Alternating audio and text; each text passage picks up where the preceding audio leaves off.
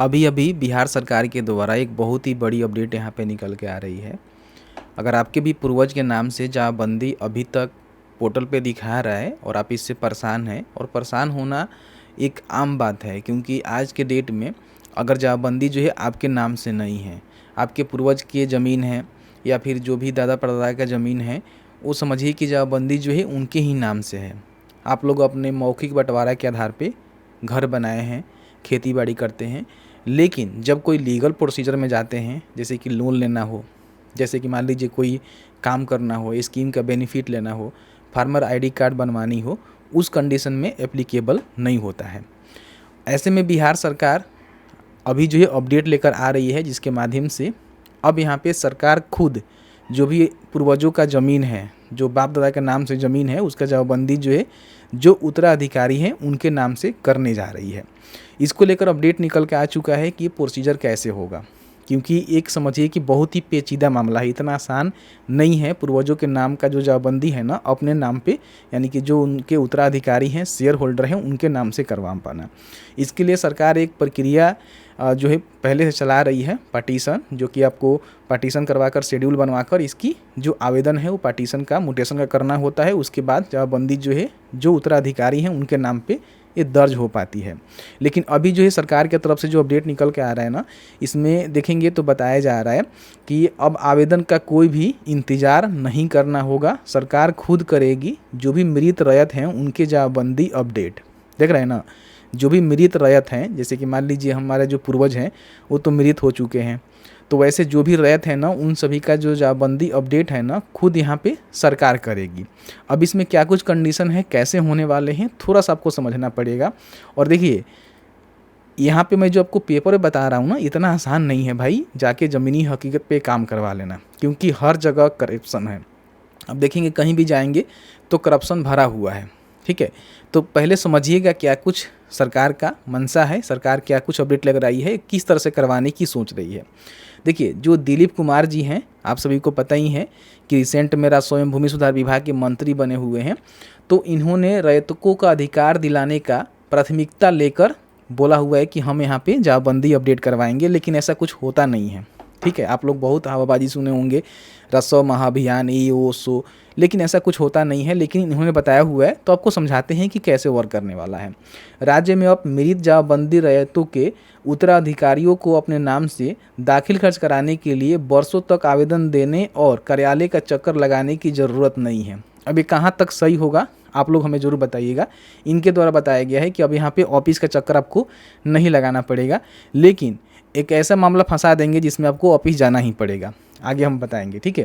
देखिए राजस्व कर्मचारी स्वयं गांव जाकर ऐसे मामले की पहचान करेंगे और सूचना के आधार पे स्वतः संज्ञान लेते हुए दाखिल खारिज की प्रक्रिया शुरू कराई जाएगी।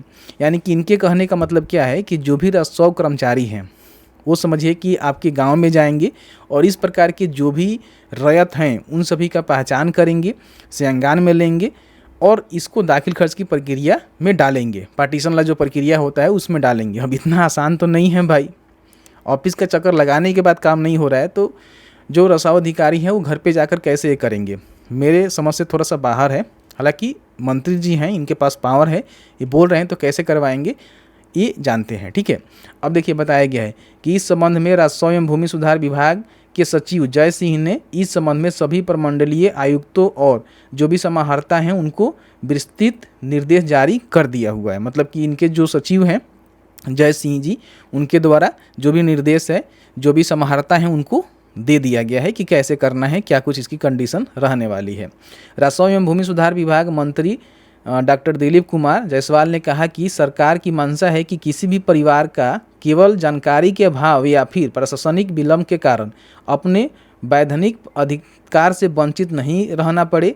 मृत रैयत के नाम पे वर्षों तक जमाबंदी लंबित रहने से पारिवारिक विवाद भी खड़ा होता है, ये तो बात सही है, मुकदमेबाजी भी होता है और सरकारी योजनाओं का लाभ लेने में कठिनाइयाँ उत्पन्न भी होती है। अब सरकार स्वयं पहल कर ऐसे मामलों का समाधान करवाएगी। देख रहे हैं ना, तो इनके द्वारा ये स्पष्ट कहा गया है कि जो भी राजस्व कर्मचारी हैं इस मामले को देखेंगे गांव में जाकर और उनके जो मान लीजिए प्रोसीजर है, जैसे कि पटिशन का प्रोसीजर है, शेड्यूल का प्रोसीजर है, उसके माध्यम से आवेदन करवाएंगे, फिर आपका ये सारे काम हो पाएगा। लेकिन इतना आसान नहीं है। आपको पता ही होगा कि जो भी आपके रसोई कर्मचारी होते हैं उनको एक हल्का दी जाती है, पंचायत दी जाती है, और पंचायत में ही उनको रहने का अधिकार है।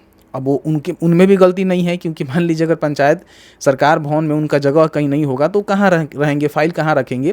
तो ऐसे में सभी जो रसोई कर्मचारी हैं वो अपने ब्लॉक के आसपास में ही किसी सामुदायिक भवन में, किसी कोई भवन में रह के अपना जो भी कार्यालय है उसको चला रहे हैं।